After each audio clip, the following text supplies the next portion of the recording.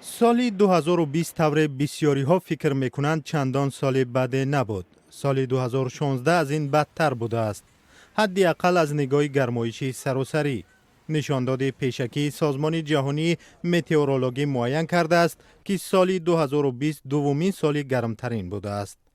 12 ماه گذشته در یاد آدمان نه تنها با پاندمی کرونا ویروس بلکه با به طور بی سابقه تفسیدن حرارت هوا و گاه‌ها با پیامدهای چون سوختار در جنگل‌های استرالیا، سیبیر و کالیفرنیا نقش می‌بندد. همچنین آدمان در این مدت خشکسالی و طوفان‌های شدید را شاهد شدند.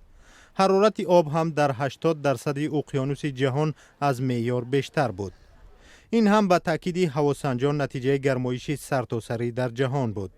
به اطلاع سازمان جهانی هواشناسی، حجم گازهای گلخانه‌ای در فضا به طور رکوردی افزایش یافته از سال 2019 هم بیشتر بود. حتی بسته شوی مرز و راه‌ها در پی پاندمی کرونا ویروس هم به این تأثیر نکرد. به حساب میانه حرارت در سیاره از نشان دهنده های سالهای 1850 و 1900 1.2% درجه بیشتر بوده است. سازمان جهانی متئورولوژی سازشنامه اقلیم پاریژ را به یاد می‌آورد. طبق آن ضرور است که گرمشوی سراسری در جهان را تا 1.5 درجه پایین آورد.